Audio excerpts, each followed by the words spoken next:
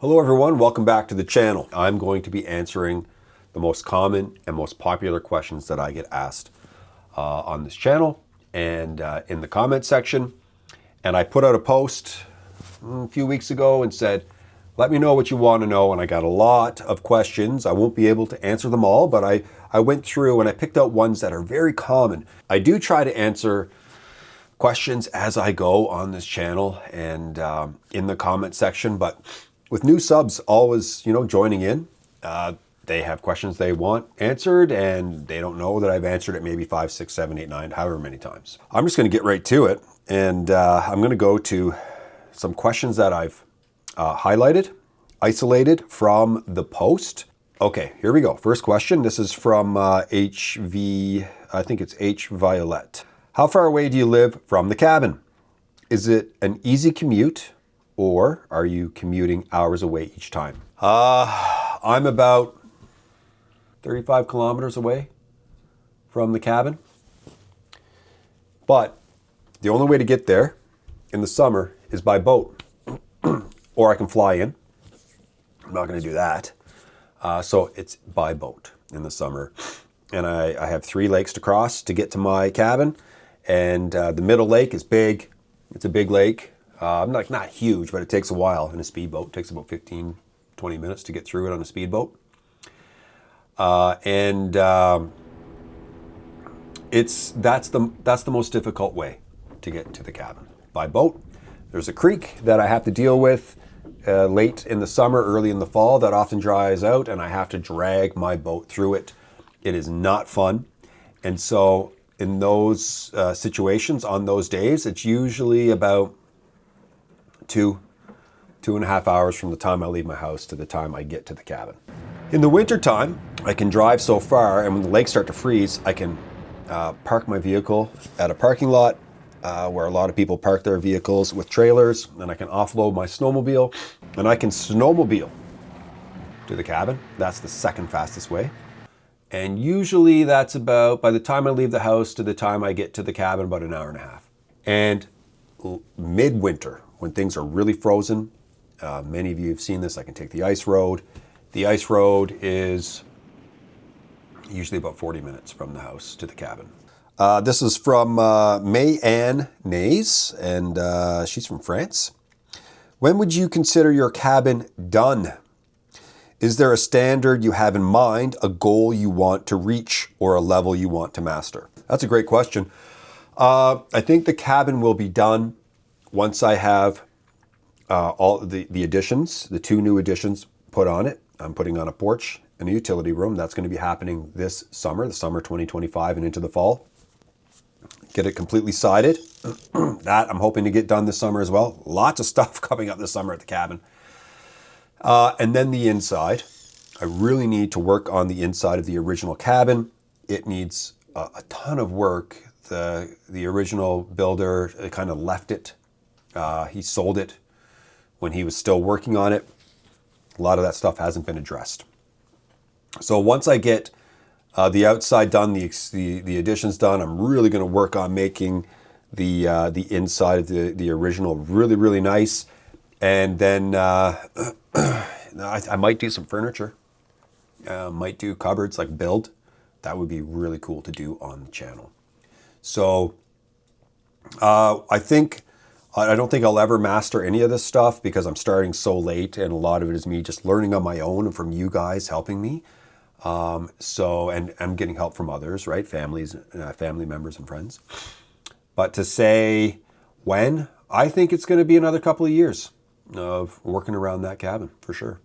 Okay, this is from Michael Henderson. No, Michael Hendershot, sorry. Michael Hendershot. Love all your videos. I always watch them and I always look forward to what you do next. Thank you very much. My question is, are you ever going to build a barn, shop, slash shop to do all your work for building your cabin? No, I'm not going to. And there's a good reason why. I'd need to get permission to build the shop. And that's because this is a very important thing, very important. And I've talked about this and I'm going to get into it a little bit more. I just lease the land, right? from the territorial government, not the federal government. Up here in Canada, we've got 9 provinces and 3 territories, and I live in the NWT, Northwest Territories, and the government here, the territorial government, has rules. You can't own cabin land. You can own the cabin. So I own my cabin. I own my outhouse. I own my shed, but I don't own the land I'm parked on. The government does. And so I pay them to lease a spot. And that's the way it works for all of us up here, pretty much. Anybody who wants to get a lease, wants to put up a cabin, you need to work with the government to do it. And I am not worried whatsoever that the government will come and just take it away. I'm not. That hasn't been done, unless, of course, I'm being a delinquent or something. Maybe then they'd have every right. But this is the way it works up here. People want cabins, they got to follow the rules. And I know there's a lot of people in the comments that, oh, I would never do that. You are crazy. You risk losing your cabin. The government might take it. It's the only way to own it. It's the only way to do it. So it's either I go, I'll never do it because I worry the territory will come and take it away, or I live with what it is. So back to the question. Because I'm leasing, and which I'm okay with, because that's the only way, unless I was Indigenous. If I was Indigenous up here, it'd be a totally different story. I don't know all the rules, but they have way different rights than I do. Okay, so, and that's because they've been here forever and I haven't. Now, and they also have their own self-governments up here, little pockets of governments within the territory. So they've got their governments and their rules, and so it's complicated. For me, I have to lease. Back to it again. If I want to do anything, I need to get permission. I had to ask for permission to do the porch. I had to ask for permission to do the utility room. And what they want to know is, how big is it going to be? What's the square footage? And right now my cabin is 12 by 30. And then I'm going to add a 6 by 6 utility room and maybe an 8 by 10 porch. I've got my 6 by 6 shed, and I've got the outhouse. And I'm nearing the end of what I'm able to do, right? And so if I was to ask for some sort of shop, they would probably say, well, you're going to have to lose the other stuff. I don't know exactly how close I am to the end, but I'm getting there. I know I'm getting close.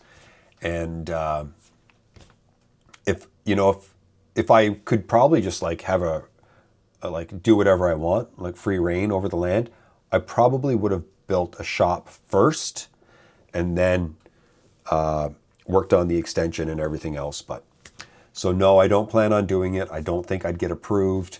And the utility room and the porch are way more important to me right now. Okay, good question here. Okay, this one is from DS8148. Love your videos. Thank you.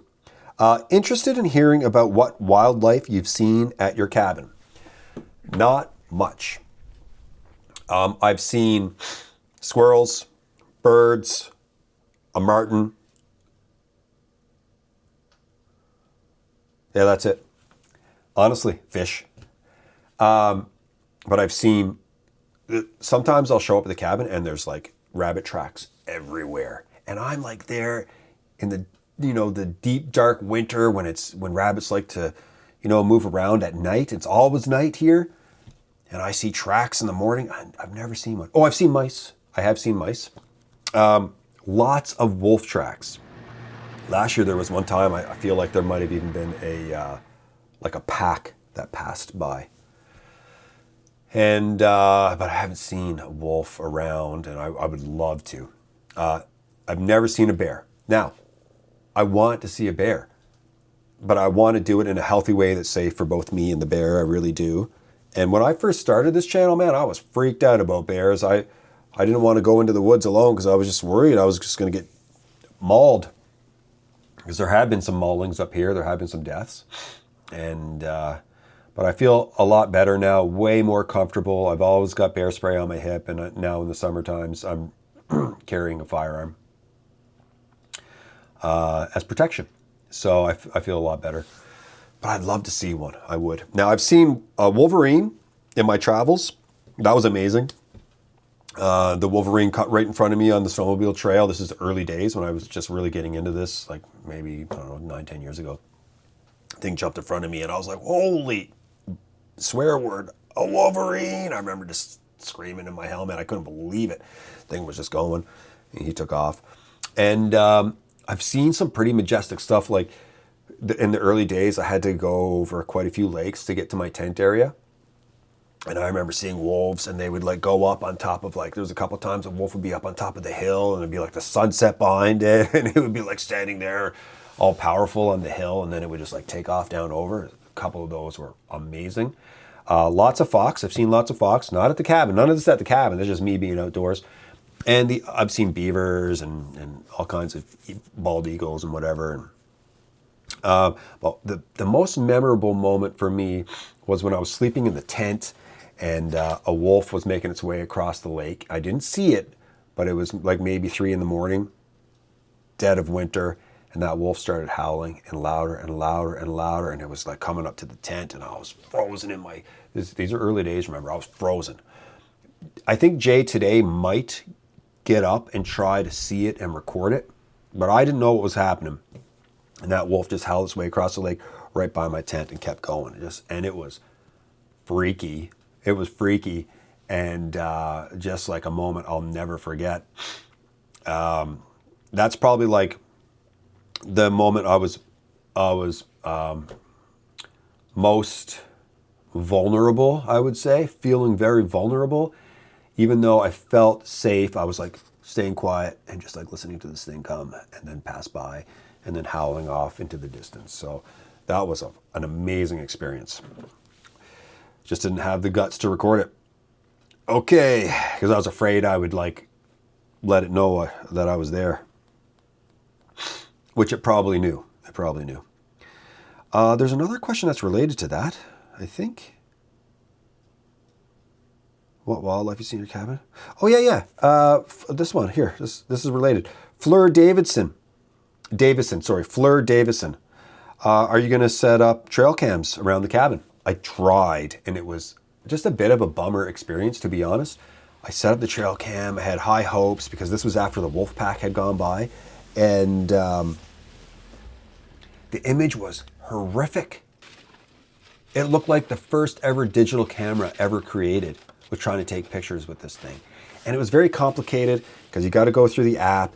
It wants you to hook up to like the 5G tower systems and all this stuff. And I'm like, just take pictures when you see something. And then I want to go to the SD card and I want to look at them. Just keep it simple. Images were brutal no matter what time of day. And this was a new trail cam. And so I figured it was like, I bought it in 2024. And it was like, it wasn't cheap. I thought it was going to be amazing. And I was really disappointed. And ever since then, I've just been like, not worth my time. Maybe I've just got to do it in a different way. I don't know. I'd like to see what's going on around the cabin for sure. But yeah, after that experience, no. I've just kind of like, forgotten about it. This is from Dave Shepard. Hello from New Mexico, right on. Just curious why you don't choose metal for the roof. This is good. I need to talk about the roof because a lot of you have asked questions about the roof. And I try to answer it as I'm going along, but sometimes, you know, you miss a video, you don't get the answer. So it is what it is. This is YouTube. This is how it works.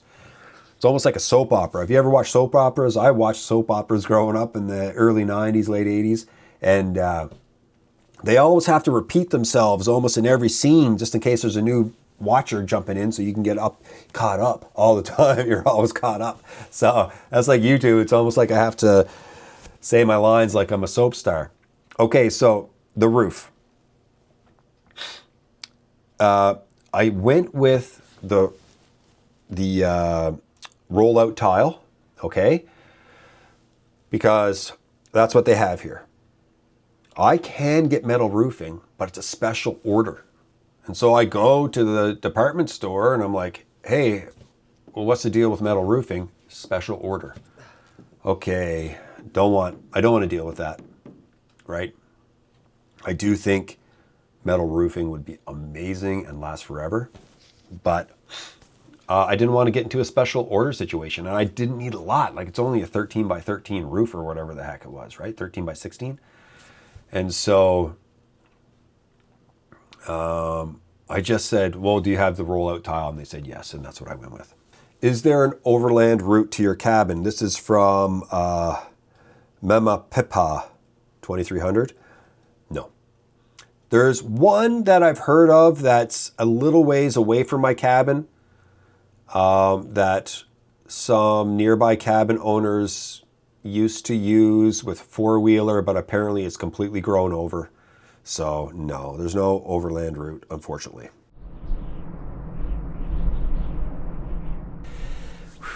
This is a good one. So, in a previous video to this, I said to you guys, my subs, who I love you, my subs. And I'm not, that sounds like I'm a cult leader. No, I'm not a cult leader, but I'm so grateful for what you've given me. Many of you have really helped me learn how to build things. You're so helpful. You're so eager to offer solutions. And I'm asking for help all the time. Like, hey guys, I don't know what I'm doing here. How do I do this? Try this, try that, try the other thing. I have my connections. I call Jerry, other people. How do I do this? What do I do? And they'll always give me suggestions. And then I try. And you guys have been unbelievable. Like, from everything, like, hey, how do I clean this stove? Here's 50 suggestions. Holy smokes, I'm going to try some. What's this thing? Oh, it's this. How come I can't get this to work? Oh, you got to press that button. Yay. And so a lot of the stuff I could Google, but what's the fun in that? And I've said this before. That takes away from me being able to build a relationship with you guys. I am so grateful for you. I'm very grateful for you. And in a previous video, I was very firm about something, and a lot of people weren't used to it, and I needed to be a little more clear about why I was choosing a certain stance. Okay? And it has to do with gifts. And when I first talked about this, I was harsh, right? And a lot of people weren't used to it, because I was like, I don't want gifts. Don't do it, guys. Don't do it. And it was before I posted that video, I knew that I was coming off in a way that was different than most ways on the channel. I was like, uh-oh. Sorry. What are you going to do with this, Jay? And I just hit post and decided to live with it. I said I don't want any gifts, and this channel will never be about gifts. Okay. And I need to be very clear. I'm not going to be a guy who's going to be getting gifts and not acknowledging them. It'll never be like that. I don't want to be like that. And I did the math. Let's say 0.5% of my subs, 0.5, okay, percent of my subs, say we want to send Jay a gift. That's like 1,500 gifts. That's a lot. That's a lot. And it's too much, guys, it's too much. And I've just decided that I don't want gifts, because I can't acknowledge each and every gift on this channel. I can't. And I feel like it would truly be ungrateful if I don't. That's ungrateful. Getting something out of love from you guys, and it feels ignored. I think a lot of you would feel ignored if I get something from you and there's no acknowledgement. And so 1,500, imagine 1%, 3,000. I don't have space for 3,000 things. And that's just 1%. I mean, who knows? Maybe it would only be 5 gifts in the end, and I'm overthinking it. And some people just want to say thank you and send me stuff, and I love that. Like, I'm grateful for you guys. Like, this channel is me talking to you. That's what it is. Every time I hit record, I'm talking to you.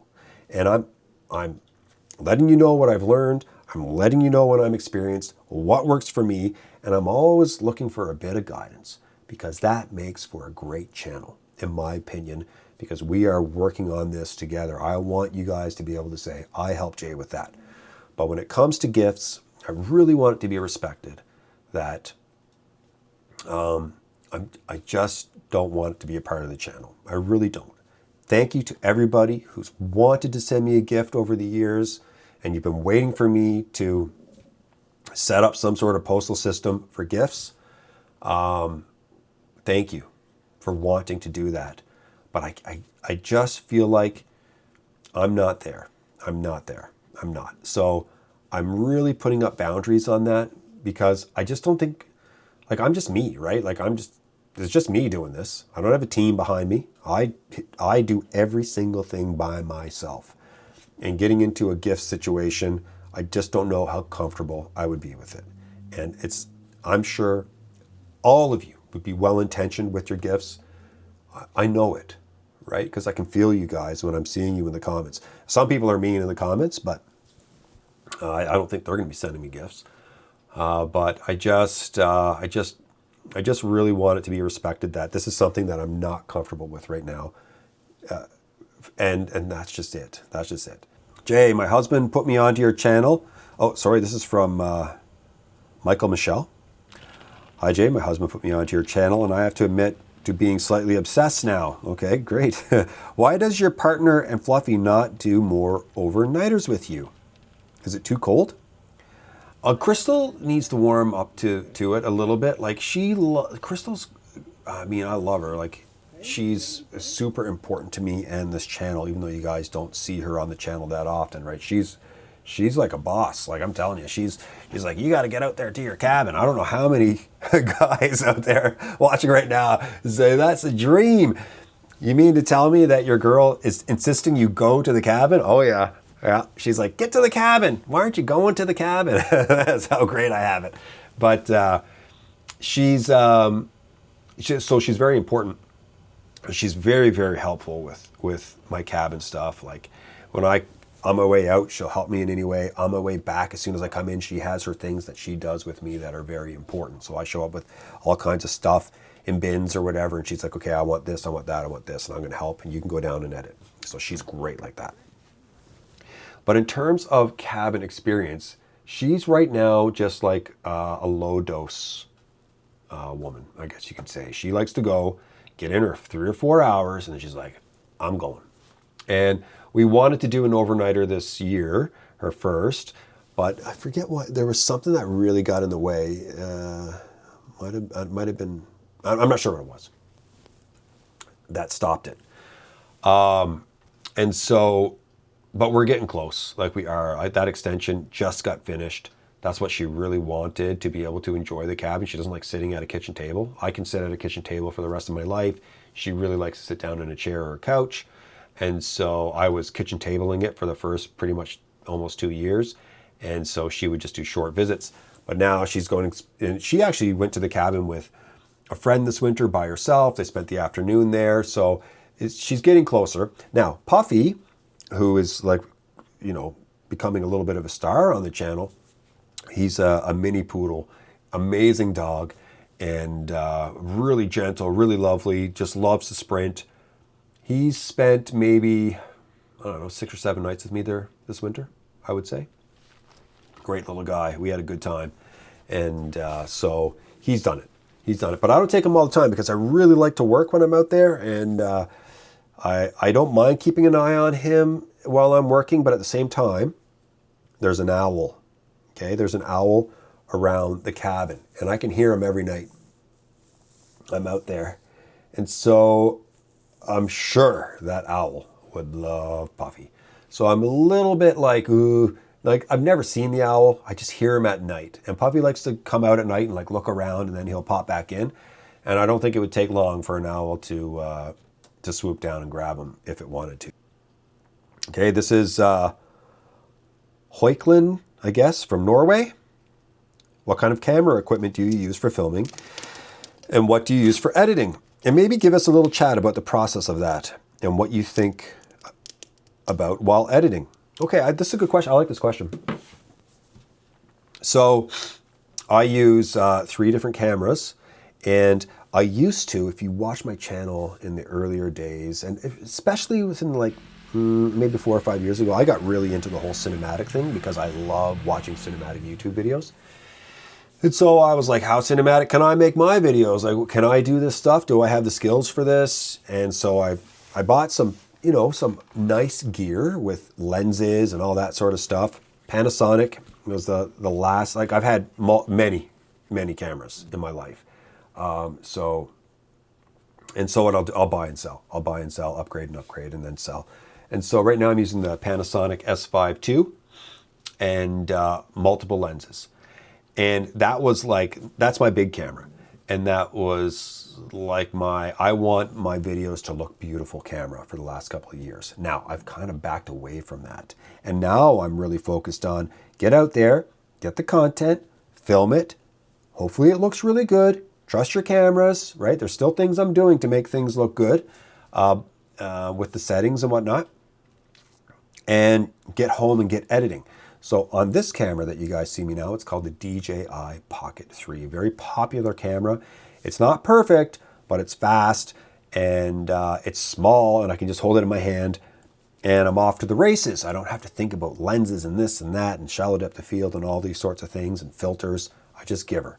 Although I do have filter system with this and I have used it from time to time. And the other camera that I started really using a lot this winter is the DJI Action 5 Pro.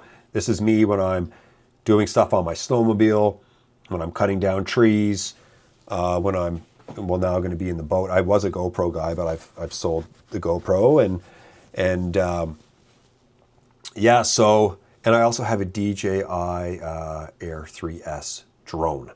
So look, it might sound like a lot of gear and like I'm rich, but I'm not. And this is my job. So I want to have the best tools that I can afford. Now, I can edit rather quickly. I'm a fast editor. And that has to do with, I used to be a professional videographer, a camera guy / editor for the Canadian Broadcasting Corporation. And that was all news stuff. So I had to be able to like really work quickly to meet deadlines every day. So I have those speed skills and I did that for a long time. And so when I first started this channel, I edited in a way that was like poor. And I don't know if I did that on purpose because I was just like, YouTube's really raw. I'm not going to give it that polished news feel. I'm just going to be kind of like meh with it. And now I'm like, I really try to edit as best I can. I want the videos to have a real nice flow. And I can edit a 45-minute video in about 4 hours, I would say. I mean, I can really hustle. Sometimes I get back here at 7 o'clock in the evening. Let's say it's on a Tuesday evening. I get back at 7 in the evening. I can be done editing, everything by between 11 and 12, and I'm hitting upload. And most videos now are between 30 and 40 minutes. And so that's like ripping, right? And then I do that twice a week. So I love the editing. Like when you're a YouTuber and I put out a lot of videos, I get editors from all over the world asking me if they can be my editor. I'll say, editing's my favorite part. That's when the story comes together. And so that's, I love it. I love editing. And I know that this is a bit of a sidetrack to the whole cabin stuff, but this is important, right? The YouTube stuff is very important to me in terms of the video creation. People need to remember there's so much video creation that goes into Jay also being the guy who's learning how to build stuff. Do you have more projects planned for after you finish the cabin? Behind the scenes, guys, I am working on major projects. I'm really working on major projects that can take me beyond the cabin. And it's taking phone calls, it's taking meetings with possible partners, the government, like all kinds of stuff where I'm like, I need to be able to do this for as long as possible because I quit my full-time career at the Canadian Broadcasting Corporation to be a YouTuber, right? I took a huge risk and so far so good. It's been over a year since I put my resignation in. And I've done well. I've been able to make it work so far. But the cabin's only going to take me so far. And so I am working very hard on 2 projects that would really give me so much content. And it's all in the same sort of category of being outdoors and cabin stuff, for sure. And so let's just hope. Hang tight. And as soon as I know, like the second I know I can do one of these things, and the paper's been signed, the contracts, whatever, I'm going to tell you guys because it's going to be super exciting and I can actually start to work on it. This is from JJ Crawford. Seeing the Northern Lights is high on my bucket list. The videos you post are breathtaking. What month would you recommend visiting to have the best overall experience in the NWT? I don't think it's a month thing. I think it's a season thing. And I would say late August is when you start to see the tourists. And up here, this place is like a tourist town. Oh my gosh, it's crazy. Northern Lights tourism is mad up here. It is everything. It's the economy, right? It's a government town and a tourist town. And most of them are from China and Japan. And they're here to see the Northern Lights. They go to these like Northern Light camps. These companies are spread all over the place. Like I'm seeing new Northern Light company buses going through town all the time. Like, what's that one? Who are these guys? Holy smokes, more and more and more. And what will happen is the tourists will come in and they'll go to like these camps or whatever, these villages, these Aurora villages. And a lot of them stay in these like clear domes, heated clear domes, and they can just sit there under the night sky where it's nice and dark and just watch the Northern Lights, nice and cozy. And so late August is when that begins, and it usually runs until about probably the first week of March. But you really start to see it pick up in the depths of winter, like the cold, cold, cold. Late November, all throughout December, they are here. It is packed. The streets are packed. And you know that they're here because all of these Aurora companies have jackets, often Canada Goose jackets that they give the tourists. So the tourist shows up, they're given the blue jacket. Okay, they're staying at that company. They're given the red jacket, they're given the black jacket, and they're just walking through town. You can just see like, okay, here's 50 blue jackets all going in the same direction to a restaurant. So there's the tourists, here they are. And they're all here. They're all here for the Northern Lights and to experience the extreme cold. I think a lot of them love it. We've got this digital sign downtown, and when it says like minus 40 something, a lot of people like getting their picture taken by it because it shows that they've endured the extreme cold.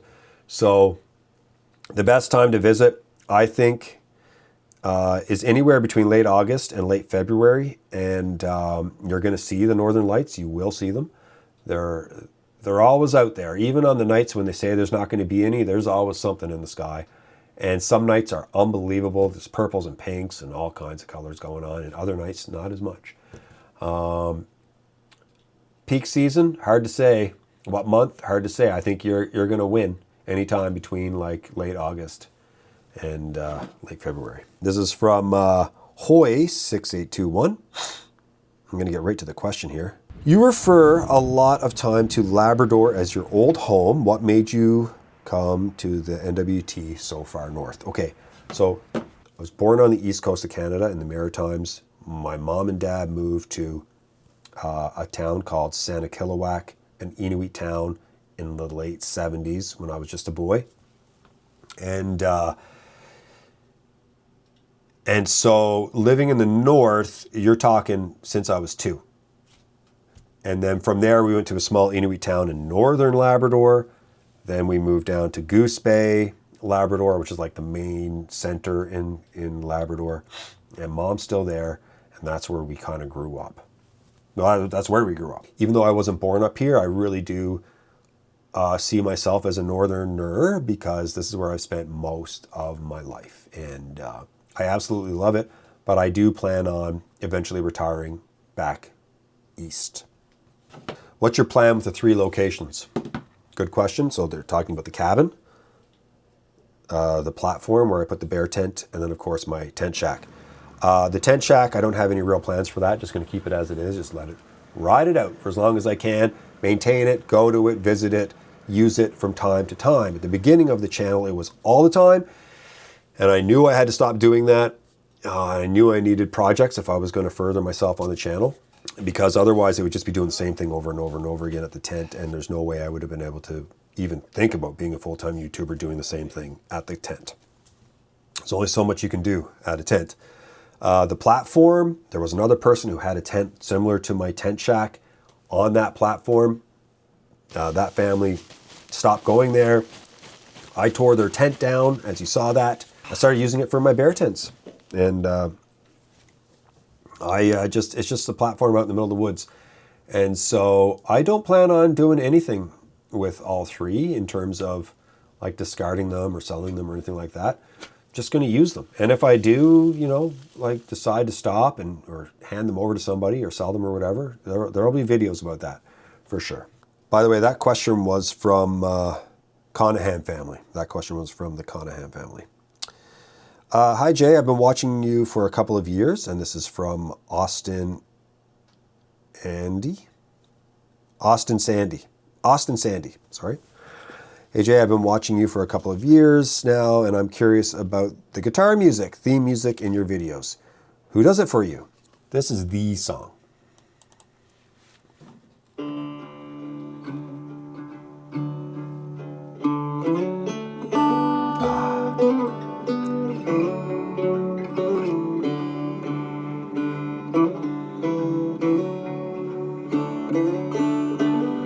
So good.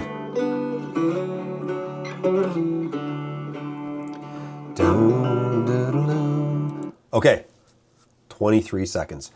That used to be the old intro to every video.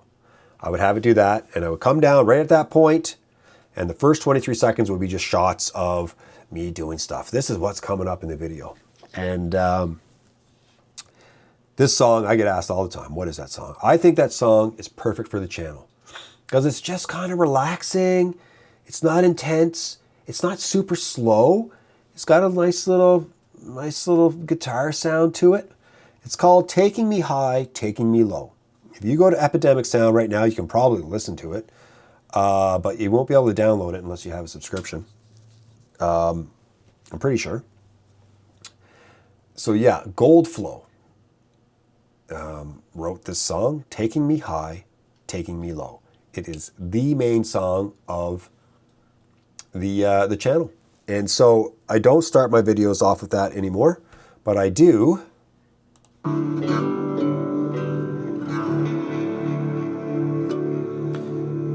end every video with that. And all the other songs that I have this little folder called Faves. And I have other folders with like, here's a bunch of country, here's a bunch of folk, here's a bunch of whatever. I don't use metal, even though that's what I listen to, because it's not fitting. But